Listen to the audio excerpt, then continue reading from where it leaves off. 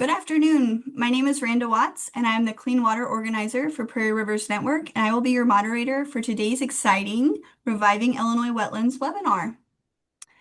Illinois was once home to over 8 million acres of wetlands, but despite their enormous economic and ecological value, less than 10% now remain. Today, we will wade through some examples of wetland restoration projects, learn why wetlands are so important, and discuss ways to protect these vital habitats. This webinar series is hosted by the University of Illinois Extension, and I'd like to thank them for all of their support. First, I'll go over some general guidelines. I'll introduce our first guest for today, and then hand the screen over to the panel. As a disclaimer, the views expressed in this webinar reflect those of our speakers and are not those of the University of Illinois Extension or Prairie Rivers Network. We are recording this webinar, and you will get a link to the recording and contact information for the speakers in the next few days. If you have any questions along the way, feel free to put them in the Q&A, and we will have time at the end to walk through those. If you enjoy today's show, you can always find local government educational webinars on the YouTube channel, and you can find that link in the chat. With that, I'll go ahead and introduce our first speaker for today. Paul Botts has been President and Executive Director of the Wetlands Initiative since 2011. He serves on steering or executive committees of the Chicago Wilderness Alliance and the Greater Chicago Watershed Alliance, and is the board officer of the Prairie State Conservation Coalition. Paul, the screen is yours. All right, thank you. And it's great to be here. I am going to be talking today about the project that literally and figuratively put the Wetlands Initiative on the map. And that, of course, as many people on this call may already know, is called the Dixon Waterfall Refuge. So let me just go ahead and share that presentation and we'll get going. So this is about, try to get rid of this. It's about the early days of our organization, which was founded in the mid-1990s by two individuals, Al Pyatt and Donald Hay. And whoops, come on now, let's go. This is what our organization does, and we have a lot of nice, pretty pictures about where we do it. Again, I'm only going to focus today on the Dixon Waterfall Refuge. We work in a number of places in Illinois and now Indiana. You can find all that information on our website and social media. So, the concept of the organization originally was that in the built-up Midwest, which of course developed in the modern sense of that word, kind of in a blink, just a few human generations, and coinciding with the invention of a lot of new technology, ranging from steam shovels to railroads to tractors to all sorts of things. And in the flat Midwest, we have spent a lot of time and energy busily filling in a lot of our original wetlands. So the organization concept was that ecological and engineering knowledge need to be brought together to restore wetlands and figure out how successfully to restore wetlands in places where you might not think it could be done. Not the easy ones, but the hard ones. That's our gig. So why do we care about wetlands? Well, hotspots of biodiversity and of scenic beauty. People tend to be drawn to healthy wetlands. Do provide specific services such as improving water quality, helping manage floodwaters. The managed floodwater thing is about being sponges on the landscape. That's about both local and larger floodwaters. Water quality, a great example, very topical these days, is we're doing wetlands on working farms, which are helping to prove a way to deal with the great farm runoff crisis, the nutrient crisis, which I sometimes describe as the water quality issue of our age here in the flat Midwest. And of course, as our climate is already changing, I think everybody in the Midwest knows this, our precipitation is already coming in larger gulps, less predictable in the times of year. Having sponges across especially a big flat landscape is a huge asset for resilience and adaptation as that process continues. How does the public view wetlands? Well, it depends a lot on who you ask, how you ask the question. I've learned that one person's beautiful spot is another person's mosquito factory. We get that one a lot in our business. Are you guys going to make a mosquito factory next to my house, etc.? And flooded basements, whether it's homes or businesses, make people crazy. I'm a homeowner, been a homeowner. That's just a reality. That's true. City, suburbs, rural, doesn't matter. You flood people's basements, or they think you might have flooded their basement, they're never going to forgive you. And wetlands, to many people, intuitively look like a cause of flooded basements rather than a solution. Of course, that's exactly backwards, but that's not what people think. And then many folks who own working lands in the Midwest, of course, we're talking about farms in particular, but also other kinds of working lands, honestly do believe that having a wetland risks having their land effectively taken away. That is in large part a big misconception, but it is a sincerely held one, and it is affecting a lot of things going on in our world right now related to wetlands. Okay. This is a thing that many people, including like myself, I grew up in the Midwest, Chicago. I'm originally a city boy. I'm a couple generations in my family removed from the folks who lived out in the rural flat Midwest. Most people don't understand this. Wetlands originally made up a very large portion of the Great Flat Midwest. In the first place, a healthy prairie savanna landscape is not separate from wetlands, but rather is threaded with and in nature depends upon lots and lots of wetlands of many types and sizes. And the Midwest, as we all know, is very rich in rivers and streams. Our great, vast Mississippi system, our web of large, medium, small streams. In nature, those streams were originally much slower. They were very sinuous. They were very connected with very wide, easy, flat floodplains, and they shifted around a lot. You may have seen the historical maps of the Mississippi and other big rivers. They moved around all the time. Small streams did too. That left behind created lots and lots of wetlands.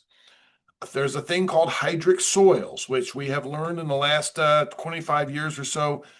The definition of a wetland is when a place is wet regularly and often enough for all kinds of evolution, including the soil itself. That leaves behind essentially a fingerprint. This is a map of hydric soil distribution in Illinois. Now, the dark blue solid, if we zoomed in, it's not blue. It's lots and lots of small blue dots. You'll notice it says hydric soil, yes, 30% of the state. So the map at this, when we're zoomed out like this, a little bit deceptive. But the overall picture is what you see. Lots and lots of wetlands across the great, vast, flat part of the Midwest. Not so much the Shawnee Hills you see down there at the bottom, the northwestern part of the state. The driftless region is much hillier. It's much better drained. Those areas, not nearly so much wetland, but the Great Grand Prairie, Tall Grass Prairie region, wetlands all over the place originally. That's what we had to start with. Why do we have less than 10% now? Well, of course, the world's most productive agricultural region, blessed with all those beautiful soils, now with an underground system of water removal pipes that we call field tiles. Most of our rivers and streams have been straightened or levied or otherwise altered, which stops them from moving around, separates them from their floodplains. Of course, we directly drain many of our wetlands, including where I'm sitting in Chicago. And then, of course, you have large-scale engineering for public health, water supply purposes has also resulted in wetlands being degraded or destroyed. So when our guys in 1999, the two founders of the Wetlands Initiative were in North Central Illinois doing a speaking engagement, hadn't yet done any actual restoration projects, a bunch of people told them about this place. The center of this map, which is from the late 19th century, it is the Illinois River, and just to the west, to your right of the Illinois River there, it says just below the big bend of the Illinois River. And you can see a couple of lakes. You can see a lot of wetland. And there were people trying to farm, and it wasn't going very well because it flooded all the time. It was a backwater of the river. And what had happened was that every Midwestern state has a thing in law and practice called drainage districts. You can Google that anytime you like, read more about it. This was a perfect example. In about 1910, a bunch of landowners banded together, formed a drainage district, built levees, put in a steam pump down at the bottom, and they were draining this big kind of teardrop for the purpose of farming those rich soils. And this is a 1939 aerial, shows you what it looked like for 3 or 4 generations. By 1999, the 8 farming families, 3 or 4 of whom had farmhouses on the property originally, had they'd gotten sick of each other and of it. They were really struggling with the costs of maintaining those levees and that pump. They were suing each other, literally. They were kind of done. And that's the word that our guys got. They ran all over the state. They made handshakes. They bought the various pieces of the property. They ended up assembling most of it. Conservationists in Illinois were quite skeptical of this. folks at where I worked at the time, the Nature Conservancy and others, were very dubious. They said, first of all, we're not sure you can, after 75 years of flat drain row crop farming, can you ever really get this back to real quality wetlands? And in the second place, even if you can, it's going to take so many years and so much fundraised dollars that you're going to suck up half the fundraising for conservation in the whole state for this fool's errand. Well, nice thing about being a startup in any line of endeavor is if you can find some financing, you can ignore the skeptics and just try it. And our guys did. And they turned off that pump in the spring of 2001. And there was some creative financing that they accomplished with the help of the town that you can see above there with some tax-free municipal bonds. And there's a whole story that somebody needs to make a chapter of a very entertaining conservation book someday. And it started to work. The wetlands started to come back. It turned out that there was even more of a seed bank present than our guys even suspected. They also had to do a lot of work. The common carpora problem came in. We've had to drain and reboot the place a couple of times for that. We've learned some hard lessons, spent a lot of money on restoration, but there's a beautiful viewing tower was built in 2004, which cost $250,000. And some of our board members thought it was the worst boondoggle in the world. And it's now one of the beloved birding spots in the whole state. This is the habitat map of the Dixon Waterfall Refuge today. And as you can see there in the caption, first of all, it very quickly became known as an Audubon Society important bird area. And then even more exciting to all of us, it became the 34th site in the United States to be added to the Ramsar list of wetlands of international importance. That's a very technical designation. There was a pile of data we had to submit, literally half a foot high. And this site and the Nature Conservancy's Emiquon Preserve, the sort of Illinois River sibling downriver, joined that list together. It was a very big day for all of us and for our two co-founders who were still with us. So there's an enormous diversity of habitats. The little stub at the bottom there, sticking to the east, we added that in 2014. That's upland, always on the list. It came available. We were able to move fast and buy it and add it on. So now there are certain biota, birds, reptiles, others that need both wetland and upland for their life cycles. We now have that. We've actually added another 40 acres since this graphic was created. Mostly we're done adding. There's one or two more pieces we'd like to add when they become available, but mostly we're done.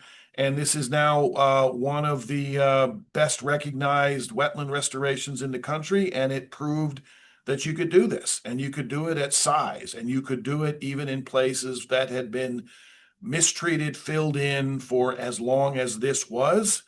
And that's the basic story. I highly recommend it. And I will just remind everybody that it is open free to the public 365 days a year. There's trails. There's more than one overlook now. There's now a bridge, foot and bicycle bridge connecting it with the village of Hennepin where you can get lunch. So that's a new development we're very excited about. And it is on, everybody who's a serious birder in Illinois knows this place. Many be there. I can be there in January. It's -15 out there, and there's 3 or 4 people out there with their scopes.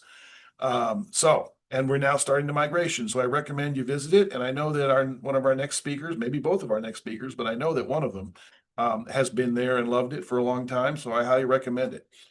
The overall picture, again, is this was a proof of concept. It proved a big concept.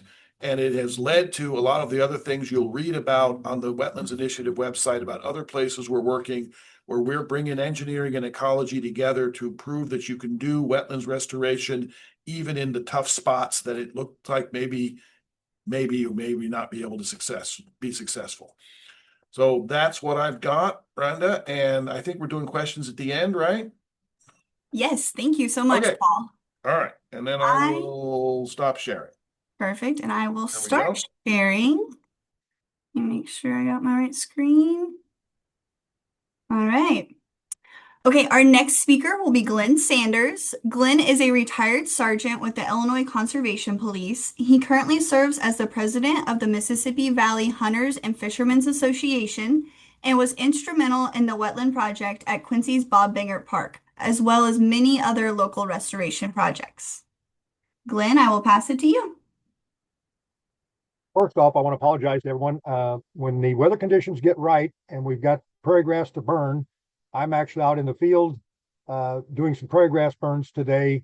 We had to get them done before Thursday's rain, so I hope you'll bear with me and we can run the slides this way. The Mississippi Valley Hunter and Fishermen Association, we've been around a long time. We were established in 1914, and our credo has always been using Aldo Leopold's quote, "Conservation is the wise use of our natural resources." And we take that to heart. And we try to do projects. They're going to be not big splashy projects, but ones that we can accomplish as a small conservation group. We've only got 800 members, and make an impact on our local area.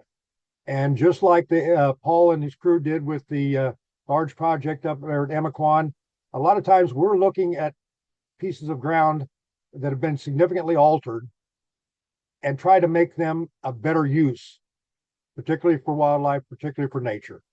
So if we can move on to the next slide, Rhonda. This project is, we call it our flagship project. It's not a really big project as far as it goes. It only created 26 acres of wetland, which is minuscule compared to Emiquon, but it was a very unique opportunity for us. The property was originally used as a city dump in the 1800s and 1900s, and we didn't realize the extent of the history of the project until we actually started moving dirt down there, because it actually became a problem for us, because we would dig out the dirt and place it for our new berms and levees. People were coming down there every night with shovels and digging holes in our new levees to collect the old antique bottles and artifacts that were coming up out of the 1800s dump. So that sometimes you just got to adapt as you're doing projects. We let them have we just basically stopped, gave them a 2-week period to go in and dig up whatever they wanted. And then we put it off limits, tried to make everybody happy that way. The United States Army Corps of Engineers actually then acquired the property as part of the lock and dam system on the Mississippi River in 1933. They didn't want to manage it, so they turned it over to the state of Illinois in the 1950s, and it became Sid Simpson State Park.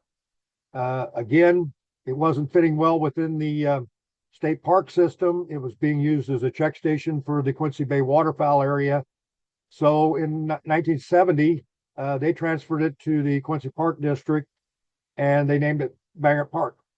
This park is actually located in the Mississippi River floodplain. It's not protected by any levees, so when the river comes up, it floods frequently. The Park District tried using it as soccer fields for a number of years. It was a nice flat soccer field group, but between the flooding and, as previously mentioned, the mosquitoes, it wasn't very popular as a soccer field. So the Park District acquired new properties up inside Quincy and moved the soccer fields up there. And then basically the park just sat there unutilized from that point forward. They had some problems with it, with the crime activity in the park and drug use and that type of stuff. It really had gone down the wrong road. And in 2017, the Mississippi Valley Hunter Fishermen Association, we partnered up with the Park District, because a lot of my members are duck hunters, and they would come in from duck hunting at that, using that boat ramp there, and they would see when the water was up that there were a lot of waterfowl out there, but the water wouldn't stay very long. So they pushed us, hey, why don't we do something with Bangert? Can we do it better? And that resulted in our redevelopment project with a bunch of partners. And that's one of the things I want to emphasize in my talk is partnerships can make everything happen. No matter how small your group is, no matter how small your budget is, when you've got partners, you can do anything. It's all possible. And that was pretty well shown when we were done with the Bangert Park project and all the things we got down there. We were very proud to win in 2001 the United States Fish and Wildlife Service Wetlands Area Award for the country as the outstanding project. So that was, we put in a lot of hard work. This is what the wetland looks like when it's flooded. We've got a number of different units now in there. We manage for a wide variety of shorebirds, waterfowl, amphibians, reptiles. We try to manage that property for everything. And we put that right into our design from the very get-go, that we would have separate compartments and management units within it, because not all wetlands are alike. Different wetlands have different functions, and we wanted to try and create as many different possibilities for demonstration wetlands here as we possibly could. And that award we got from Fish and Wildlife Service pretty well showed that we accomplished that goal. If we move to the next one, this is one of my favorite pictures of one of the wetland units. This is what a duck flying down the Mississippi River over Quincy Bay gets to see when we're first flooding it. And you can see in that picture, a well-managed wetland has a diversity of water depths. We've got areas there that when we're flooding it, actually we've got a lot of shoreline exposed. They can be used as loafing areas for amphibians, reptiles, waterfowl, and we've got deep water areas. And that gives us the big diversity of wetland plants in that particular unit. The unit you're looking at, we don't plant any crops in there for food for wildlife. We utilize what's called moist soil management. We manage it to most enhance the naturally occurring moist soil plants in the river ecosystem that are the most beneficial for wildlife. And that particular unit there is 26 acres in size. We'll go to the next one. We've got several different types of habitat. We've got our flooded tree unit, which is more of a southern type of wetland habitat. Your flooded pin oaks and hardwood mass trees. And then we've got our moist soil plant unit that I talked about. Then we've also got a thermal cover unit. A lot of the waterfowl like to roost where they're protected from the owls and the eagles, where they can get up underneath brush, where they become, they feel a lot safer in that. Plus, it provides what's called thermal cover during cold weather. It basically reflects the heat back down on them. And then we've also got an open grassland unit. All of the different units can be flooded utilizing water control structures and pumping onto the facility. Go to the next unit. A lot of people, and this is something we've had to educate the public about. They absolutely love going to the park now. And that's been our happiest thing about the project. Not only did when we build it, they will come. That's the old line from the Fields of Dream baseball movie.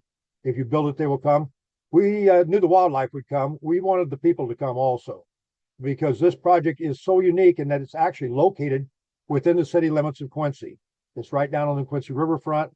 So we've got a lot of people able to access this facility. But we have to educate the public also as we go along, because they love it when the water's in there and it's all full of wildlife.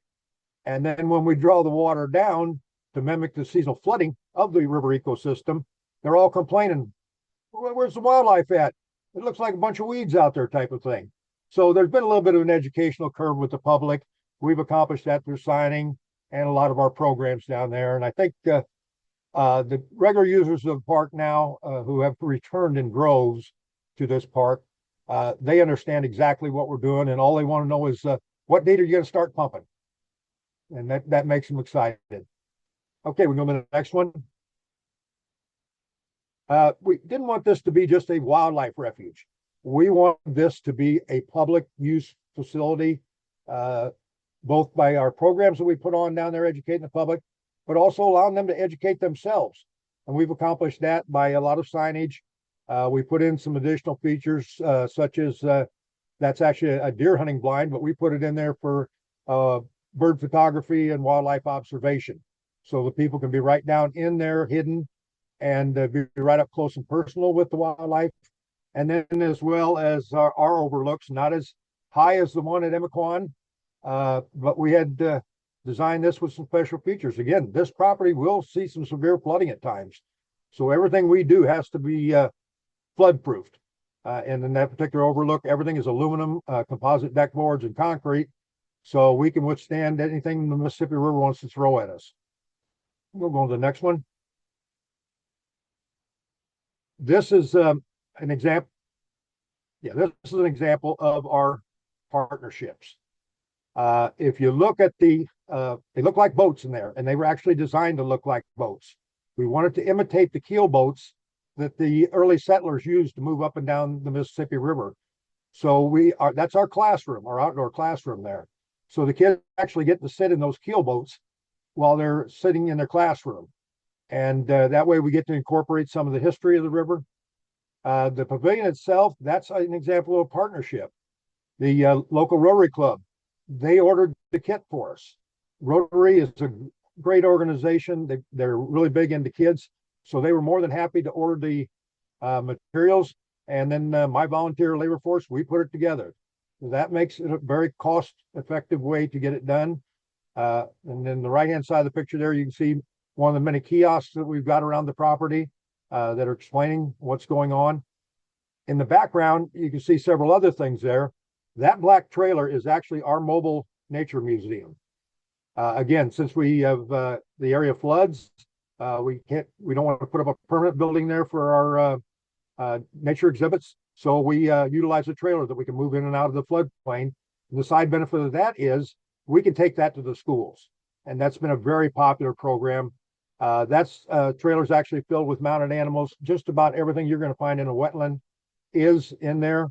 That is one advantage of being a hunting and fishing group is a lot of our members over the years, they will accumulate wildlife and have taxidermy specimens made. And most of the stuff actually in there came from some of the wives whose husbands had passed away and said, I really don't want this stuff in the house anymore. Would you like to have it for the kids? So given the fact that a taxidermy specimen might cost you $1,000, we got it done for practically nothing. And over on the other part there, you can see we actually put in an outdoor archery range. Again, we want the public there as many day use as we possibly can. Youth archery programs, we hold those down there throughout the summer, winter, and fall. And that's been very, very popular also. You can actually kind of pick out again, our archery equipment has to go in the white trailer that's kind of hidden in the background there. So we either have to build it flood proof or we build it to where we can move out when the river comes up. Go on to the next one. This is an example of one of our nature classes. My wife is retired from DCFS, so she has been a big asset to me. Initially, when we were cooperating with the Park District and putting on the nature programs for the kids, I didn't feel like we were reaching the kids that we really needed to reach. We were really reaching the more privileged kids in town. We were not reaching the underprivileged kids in towns. Either there was a communication problem or just an opportunity problem. And I'm so proud of the way we rectified that because my wife's former career, she was involved in a lot of the daycares and preschools around the area, and she knew which ones had a lot of the underprivileged kids. And we have got a great partnership with those daycares now. We are reaching the underprivileged kids in Quincy and giving them an opportunity now to get out in nature that they would not have had otherwise. And that's something we're extremely proud of. And it's been very popular. We really have a hard time sometimes coming up with enough volunteers and park staff to keep track of all the kids when we got them out on a nature hike. Because if there's a mud puddle, they're going to get in it just real quick like. And we don't want to send them back to mom muddy from head to toe, but we send back a happy kid when it happens. So let's go on to the next one. This is just a close-up of our nature trailer. Like I said, we now take that around to the schools and present programs there. And that helps not only the kids connect with nature that wouldn't otherwise get an opportunity to, but it also allows us to reach out and promote Bangor Park a little more. Next one. That's just a picture of our youth archery range set up for the kids there. But top part's the important part. When you got high public use on an area, you got high public support for that area. And people then are willing to commit both volunteer hours, financially, they understand it. But then there's the side benefit of when you've got good public use, you have very little crime in your park. The less desirable people do not like being observed so much. So all the hikers we get in Bangor, all the joggers, the walkers, the bicyclists, people in programs, we are the anti-crime unit. And we've pretty much eliminated any problems whatsoever in an area that used to be pretty well known for undesirables. Next one. Here we go. Like I said, on the right-hand side, you can see we've got a self-guiding nature trail there, identified by signage. We also encourage the use. We've got an app that the people can actually use, as well as referring them to Merlin and a couple of the other bird watching apps. And then there's a group of my kids. They just absolutely love the birdhouse project. My club members, we pre-cut everything, but it's really interesting. Again, with the underprivileged kids, these kids, most of them have never operated a screwdriver even in their life. And to be able to give them a skill set besides learning about nature, to be able to learn how to operate a screwdriver today, it's just another side benefit that we try to incorporate into our programs. And the next one. Okay, just briefly though, Bangert's not our only project. Right across the Quincy Bay area from Bangert, these two projects complement one another. We manage the Limestall Triangle Lake area. That's a 270-acre floodplain backwater refuge area. That's actually the airboat that our club purchased in order to seed the area for during drawdown with plants and seeds that'll provide food for migrating waterfowl and shorebirds. We've took over the management of that facility from the Illinois DNR. They didn't have the personnel to manage it properly. They didn't have the funding for managing it properly. I don't have to put a whole lot of money into anything but the seed and the airboat, because everything we do pretty much is done by volunteers, including my airboat operator. Next slide. And then we are also involved in a lot of private lands wetland projects. And these can be very fulfilling, and some of my favorite ones to do. Of course, as previously mentioned, you've got to have a great working relationship with your landowners. They have to be able to trust you about wetlands, because as Paul mentioned, they're afraid of wetlands on their property. They're afraid of additional government oversight and overregulation. And we've got a very good relationship with our farming community in the area. And at any given time, we've got 4 to 5, sometimes maybe 7 or 8 private lands wetland projects going on, where we provide everything for the landowner. We'll come in, we do the design, provide the water control structures, and we walk away from the project then. The only thing we ask from the landowner is just a handshake commitment that you'll keep it as a wetland for 10 years. There's no contracts, no nothing. It's all done on a handshake with the landowner. We've never had one of them violate it yet. And that has given us a tremendous amount of credibility with other farmers, because farmers look at what their neighbors are doing on their property.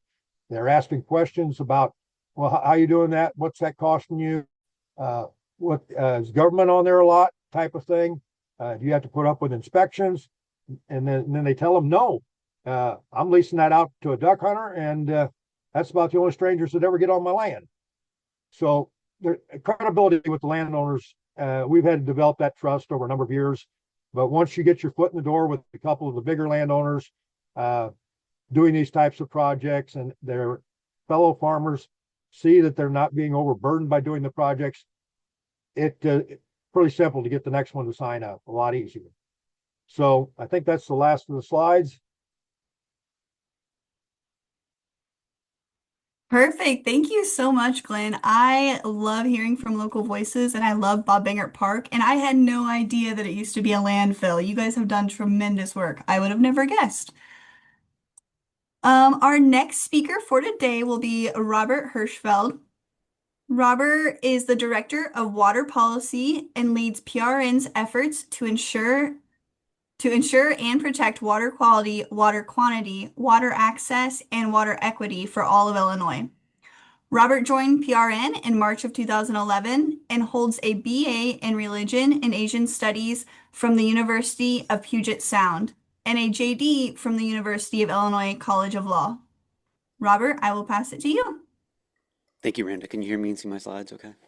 Yep, it looks like they're in presenter mode, but Swap this. there you go. Yep, All right. perfect. Okay. Great. Yes, thank you. I'm going to talk today about what's happening at the state level to protect wetlands based on recent changes at the federal level, and pick up a little bit where Paul left off, and kind of talking generally about some of the value of wetlands and why we need to protect them. So since we started today's talk at Dixon Waterfowl Refuge, I thought it was appropriate for me to start there as well. This is a wetland that everyone in Illinois should visit. A vision of the once and future Illinois in my mind, of what could be. That's me 13 years ago at Dixon. I'm sorry, Paul. I know I'm probably not supposed to go in the water and go swimming, but I had to jump in and retrieve some camera gear that went overboard. So, yeah, it is what it is. It is a beautiful place, and I highly recommend everyone go there. I want to talk today about what wetlands are, what they do for us, and how we're losing the legal protections that keep them from being destroyed. I also want to talk about what we're doing at the state level. So this is a great infographic from our friends at the Wetlands Initiative. You can get to their page through the QR code there. Wetlands are not just swamps. They come in a lot of forms: marshes, bogs, fens, bottomland forests, prairie potholes. What they share, as you can see here, are the presence of water, water-loving plants, and hydric soil. So wetland is not just any damp patch on land. It's something specific. Some are wet year-round, many are not. And that distinction, whether they are wet all the time and wet at the surface, turns out to be the legal question that determines whether they're going to get federal protection going forward.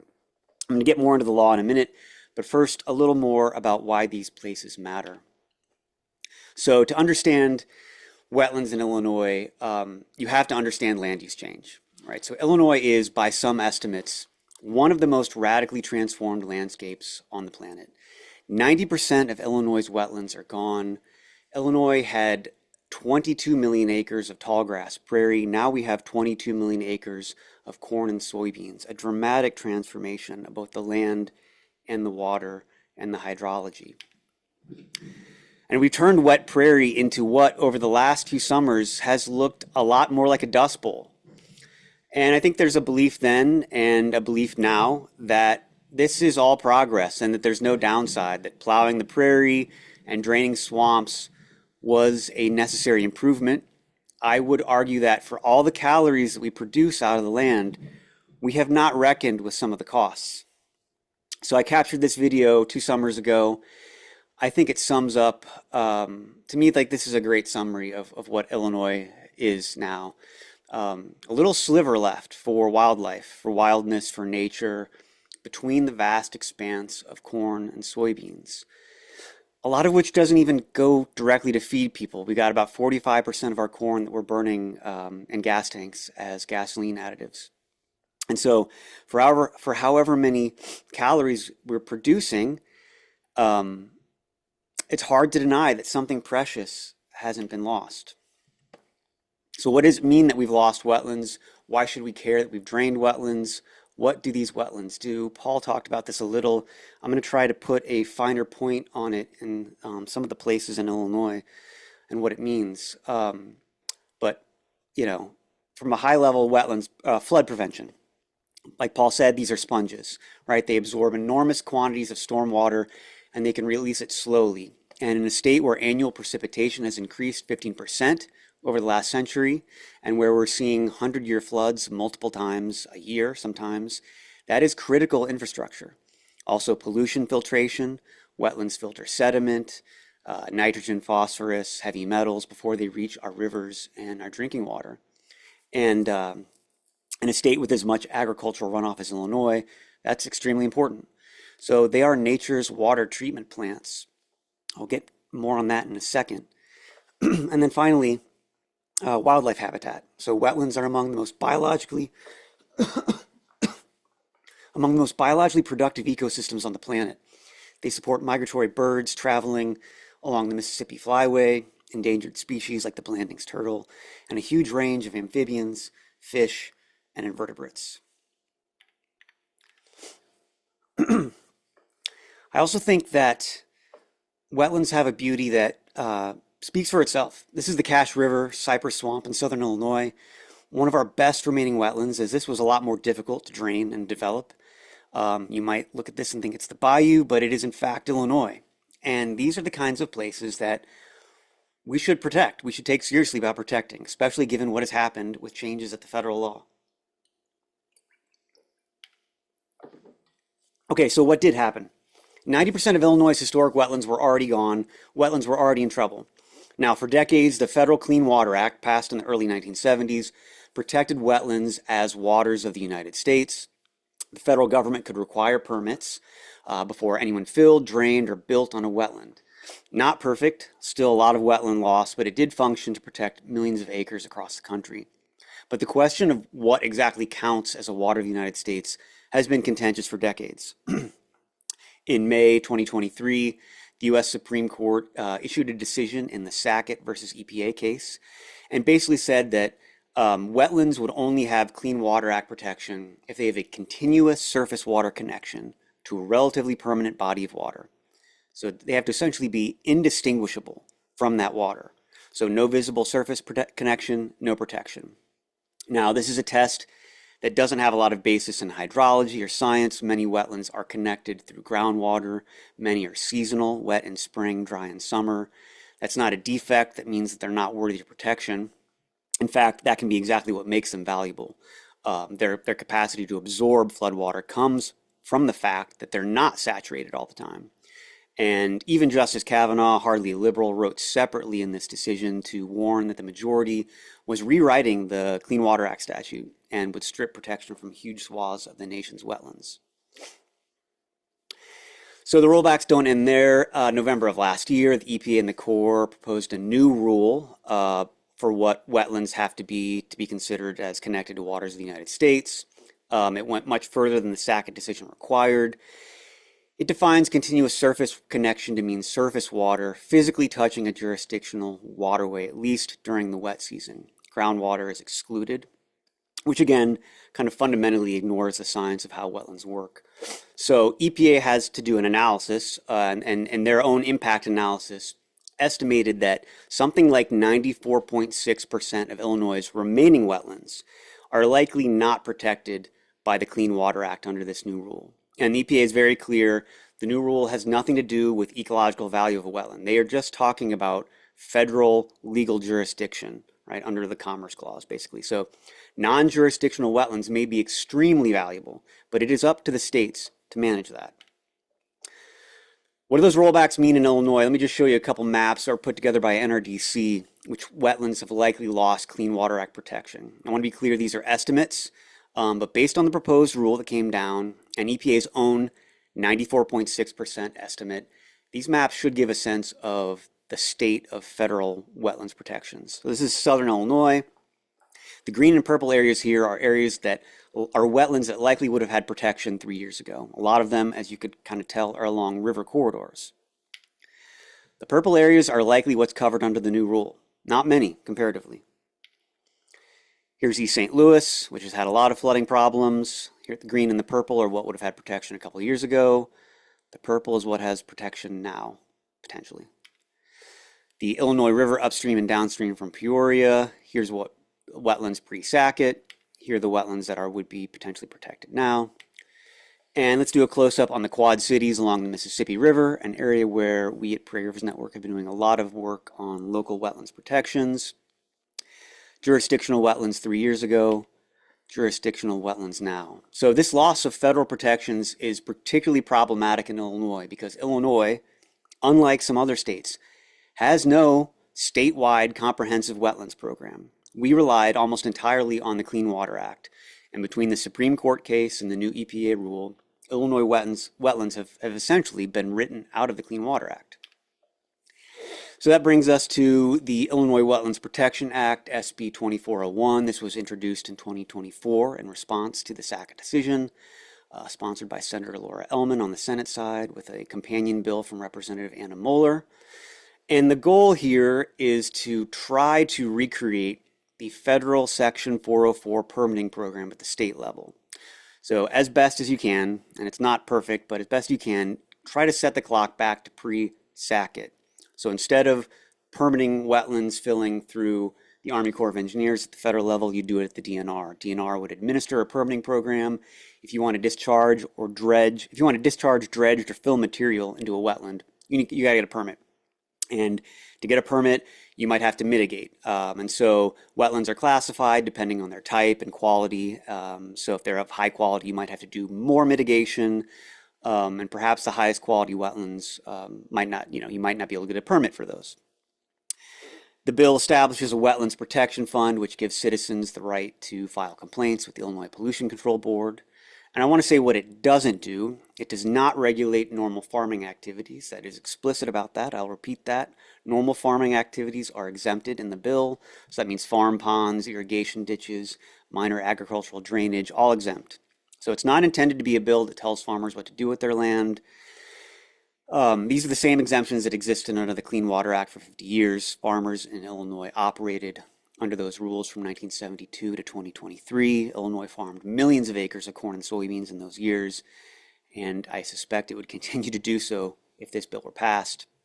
The bill doesn't say you can't go on wetlands on your property, you can't use them, you can't make small modifications like taking out trees. What you can't do without a permit is fill or drain a pre-existing wetland. And again, this does not cover wetlands that have already been drained historically for farmland.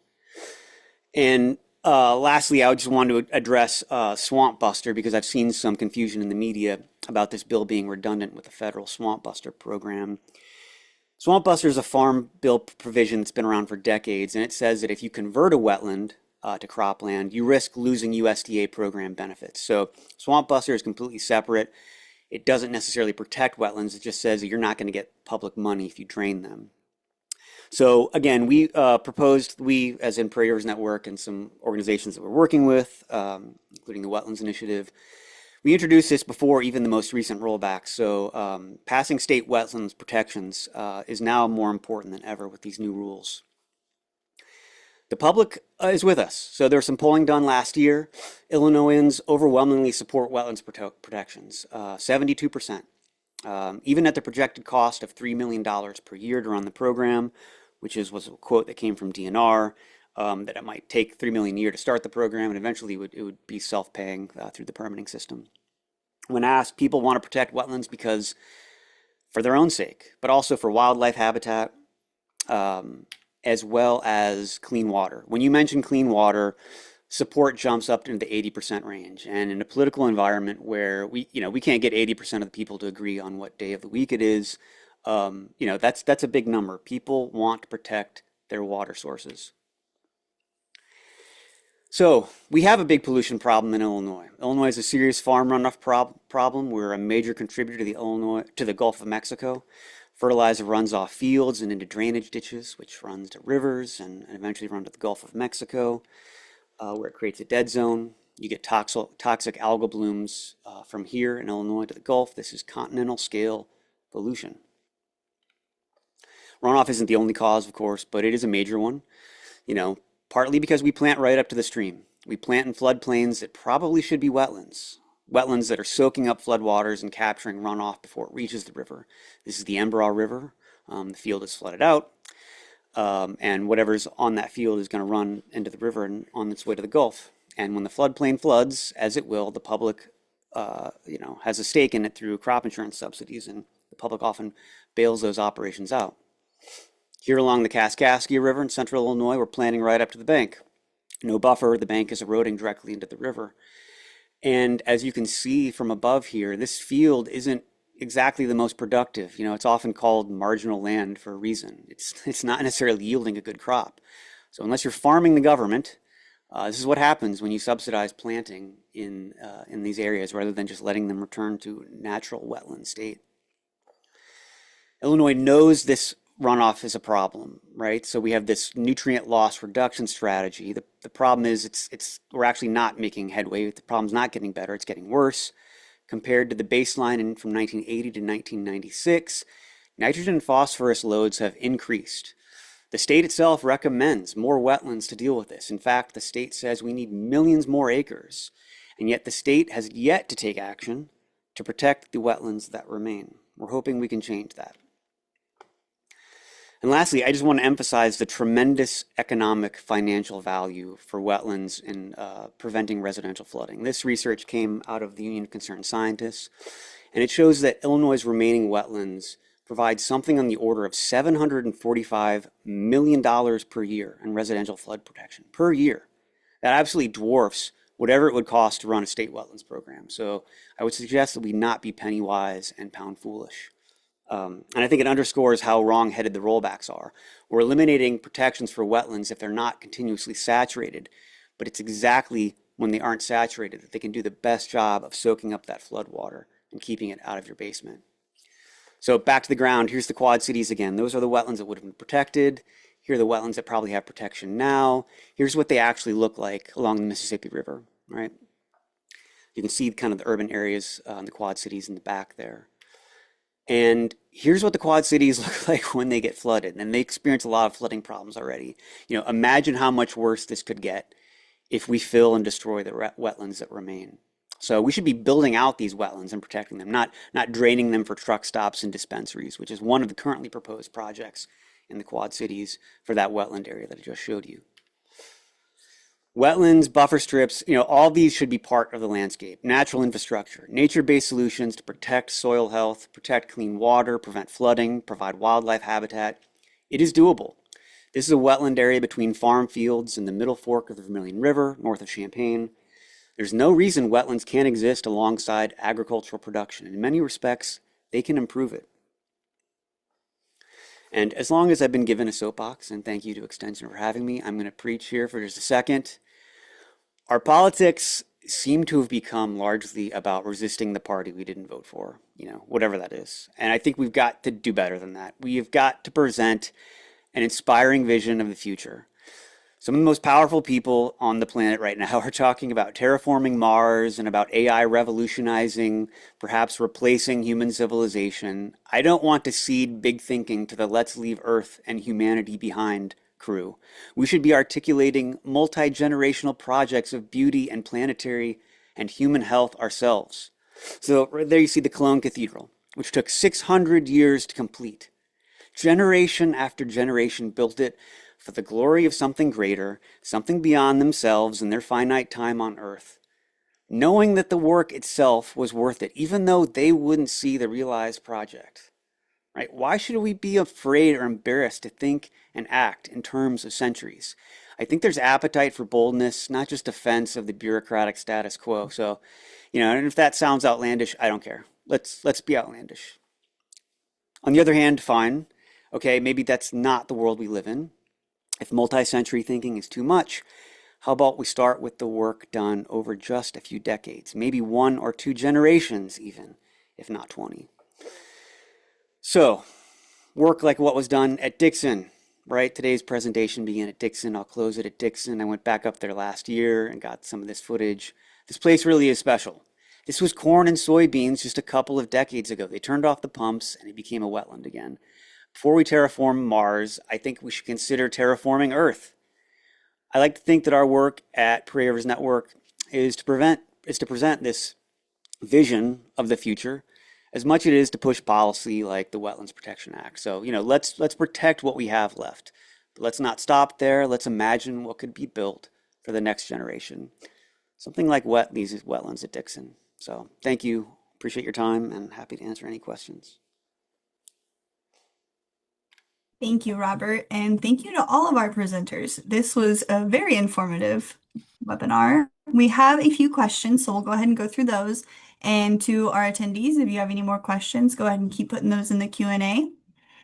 Our first one, I believe, is for Paul, but whoever wants to answer it, feel free. She said, greetings. I recently came across an article on using wetlands to capture nitrogen runoff from farm tiles and other drainage. This was by the Wetlands Initiative from 2015. Do you have an update or comments about this? Well, yeah, sure do. I'm happy to say that since 2015, that idea has gone from the drawing board to the reality. The picture behind me on the screen right now is what we call a smart wetlands on a farm in Bureau County. We have been working, we had some lessons. We had to learn how to work with farmers who, you know, for lots of reasons. And but we are succeeding, and we've built a half dozen of these. We've got another half dozen that are gonna go in the ground this calendar year, all over the state of Illinois. Plus, now we've started in north central Indiana, in that state's corn belt, and this is a project that is still in the proof of concept stage. The goal is not dozens, but rather hundreds or thousands of these ultimately across the vast Midwestern farm belt. But it is working, and it's all voluntary. Farmers are signing up for it. They're not making money from it. We have to help them see that they're maybe not going to lose money on it, but it's not a profit thing for them. But this is very effective, and we've also, the first couple of them that we built, not long after 2015, actually, our first test cases, we got University of Illinois Chicago researchers to come in and measure the results. I'm happy to say the results are all that you'd hope for. Spectacular reductions in nitrogen, very naturally, set it and forget it. The plants are actually consuming the nitrates and releasing the harmless nitrogen gas that you and I are all breathing right now, which is not a greenhouse gas. So yeah, we're very excited about that. As you can probably tell, it's very exciting for me. Awesome. Thanks for that, Paul. Our second question, is there any reason the permitting process would be going through IDNR instead of IEPA? I believe that one's for Robert, but Well, yeah, and I'd let Paul chime in too if he wants. This is always a question, right? When you're thinking about which regulatory agencies you want, and there's not a perfect answer. I mean, DNR is the agency in charge of overall, protecting the state's natural resources. IEPA is often typically more involved with, you know, point pollution, right? Like specific pollution problems, where DNR is more involved in kind of managing landscape. So it's not that it has to be through DNR, but I think the groups that worked on this and proposed it, this is something that we did talk about and consider, but just felt that DNR was the more appropriate place. And Paul, I don't know if you want to chime in there. Well, I'll just add that initially, so that would be the fall, winter of 23-24, and the coalition was coming together, working on a draft bill and talking to the legislative leaders about what would be plausible. This was a question of which of the two agencies, and there were a couple of discussions with each agency. Both of those two agencies, the IEPA and the Illinois DNR, are both agencies that are really, have much less headcount and budget than they did just, 10 or 20 years ago. And they've sort of, the bleeding has stopped for both of them, but they're both still overwhelmed. They're both still dramatically shrunk agencies. And there was an element, quite frankly, of which one could be persuaded to take this on.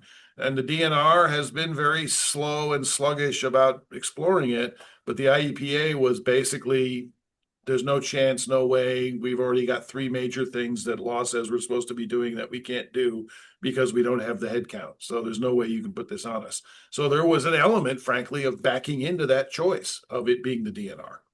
That's just the reality in Springfield these days with the state finances.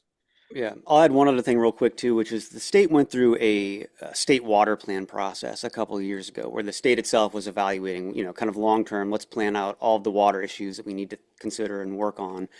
And they themselves recommended a state wetlands protection program for what they called isolated wetlands. And they assumed that DNR would handle that. So there must, I think there's some, number one, I just want to flag that the state themselves said that they need to do this. But when they considered how it would be done, they imagined it going through DNR. So thanks for that. We have a couple more.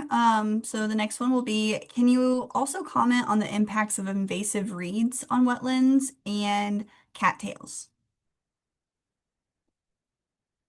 That's for anybody, whoever wants to. Yeah, well, yes, those are big deals. With cattails, it's actually a hybrid, a very vigorous hybrid that is sort of a hybridization of native and invasive cattails. Huge struggle. Lots of stories to tell. All our ecologists, our veterans have stories to tell about this. Reed canary grass is a killer. Phragmites, there's lots of Phragmites, but a particular species of Phragmites that's, again, Asian, migrated westward across the U.S. starting in the 90s, arrived here maybe 2005-ish. Now it's a plague. You can see it anywhere there's moist soil or formerly moist soil. We have a senior ecologist who actually is one of the creators of the Dixon Refuge and worked on lots of other great stuff for us, retired a year and a half ago.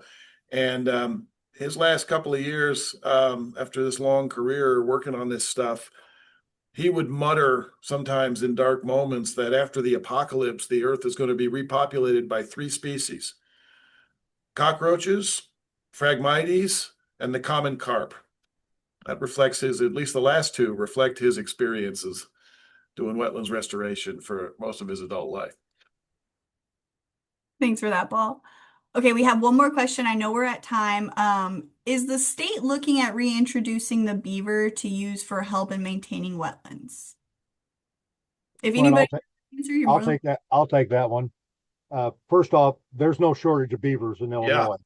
And what people have to understand is when we're managing wetlands, we got a love-hate relationship with beavers to start with, yep. because they can be a lot of work for us, but the people that think we can just airdrop beavers in and they'll naturally create wetlands for us is an unnecessary fallacy.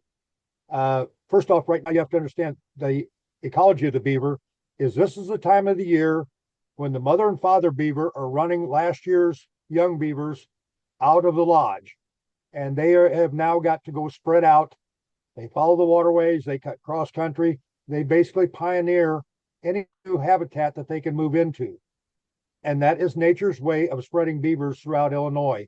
They really don't need any help. We don't need to be restocking beavers in as a magic bullet solution for our wetlands problem. Mother Nature has already created that situation for us in beavers. They're going to move to any available habitat they can find, and then we have to learn to coexist with them or deal with them as wetland managers. They can be a problem, but they can also create good wetlands. So that's the best thing I can do on the beavers. They don't need to be stocked. Yeah, I echo that. That's all well said, Glenn. One of our co-founders, and neither one of them is still with us, but one of them was 30 years ago, one of the leading advocates of bringing beavers back on the landscape. He would be amazed today to see that the beavers have reintroduced themselves to the Midwest. They're actually a nuisance, even in public lands. They're on the Northwestern University campus. It's astounding. They're everywhere now. You just don't know it. And they do move around, and they don't love every piece of water. They want running water. There's some limitations. Beavers are doing great. Yep. Thank you for that. I just love the image of people airdropping beavers into a wetland. That's funny. Okay, we are at time. What was the invasive cattail? That was our last question. I believe it was Phragmites, but It's a hybrid. I don't remember the species name. It's a hybridization of an invasive and native cattail species, become very vigorous, and they take over places and they become a monoculture. They do provide structure, physical structure for certain birds. Again, there are native cattails, so this is a real challenge in restoration of managing this. But it's just hybridization, vigor, and they really will just take over places without active management. So it is a challenge. It's a fairly complex challenge. thanks for that, Paul. All right, we are past time, so thank you all for joining us today, and please keep an eye out for our next episode in April. Bye, y'all.